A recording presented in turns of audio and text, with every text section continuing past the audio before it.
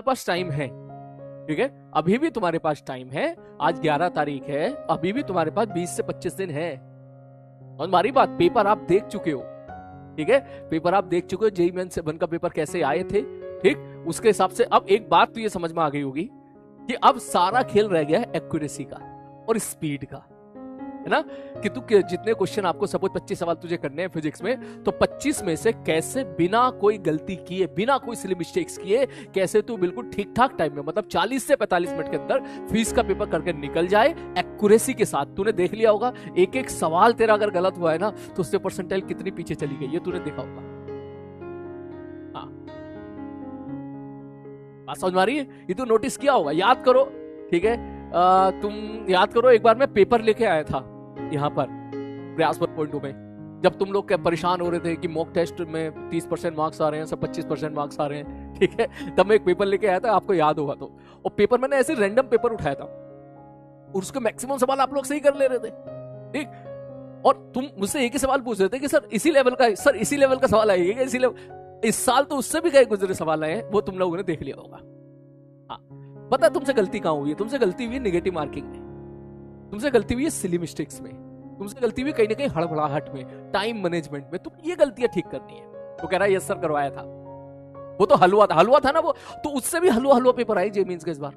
समझ में आ रही बात? इस बार तो जेईई मेंस के पेपर ऐसा है कि नीट वाले बच्चे भी हंस रहे हैं, कह रहे हैं यार तुमसे तो हमारा टफ आता है। ठीक है, तो ये सीन है। तो इसलिए चीजें तुम्हारे कंट्रोल में हैं, बस आपको ये 4-5 चीजें जो हैं उनको अच्छे से जो है इंप्रूव करना है। क्या? सबसे पहले अपनी कैलकुलेशंस, दूसरा अपना क्वेश्चन पढ़ना, क्वेश्चन को सही तरीके से जो डाटा गिवन है वही डाटा कैच करो, ठीक, जो पूछा जा रहा है वही टिक करो, ये नहीं कि पूछा कुछ और है निकाल कुछ और दिया। उसके बाद जो आपकी जो टाइम बाउंडेशन वाली चीज है, क्योंकि अब फिजिक्स का पेपर 1 घंटे का नहीं है। अगर आप 1 घंटे में कर रहे हो तो आप कहीं ना कहीं पीछे हो जा रहे हो। अब फिजिक्स का पेपर बेसिकली 40 मिनट का है, पिछले साल 1 घंटे तक का था, ठीक, लेकिन अब वो 1 घंटे का पेपर है ही नहीं, अब वो पेपर तुम्हारे 40 से 45 मिनट का है। तो अपने 15 मिनट आपको निकालने हैं यहां से, बचाने और मैथमेटिक्स में लगाने हैं, क्योंकि मैथ्स में जो बच्चा 4 या 5 सवाल फालतू सही करके ले गया उसका काम हो गया। गीली पप्पी बहुत सारी ले भाई, मेरी तरफ से बहुत सारी। हाँ ठीक है बंधु, डेली टेस्ट दे, मैं सही बात बता रहा हूं, डेली का डेली अल्टरनेट दे, ठीक, अल्टरनेट दे तो तू मान ही ले, वो तो तू टेस्ट दे। बिलीव मी, बहुत सारे बच्चे ऐसे आए जिनका मैसेज मुझे आए, और मैं भी बस कुछ दिनों के बाद जैसे ही थोड़ा सा फुर्सत मिलेगी तो उनके या सेकंड जेईई मेंस का रिजल्ट आ जाएगा तब उनके स्क्रीनशॉट भी आपसे शेयर करूंगा, जिन लोगों ने, जिनकी प्रिपरेशन उतनी खास नहीं थी, उतनी अच्छी प्रिपरेशन नहीं थी उनकी, लेकिन उन्हें एग्जाम से कम 25-30 दिन पहले उन्होंने बस मॉक टेस्ट देना स्टार्ट कर दिए थे।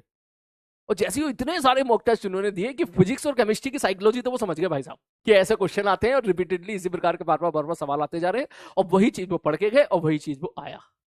ठीक, तो mock test is very important आप लोगों के लिए, टाइम मैनेजमेंट के लिए, सिली मिस्टेक्स मिनिमाइज करने के लिए, क्या पूछा है क्या निकालना है इस बात के लिए, क्या छोटी छोटी जो गलतियां हो जाती हैं।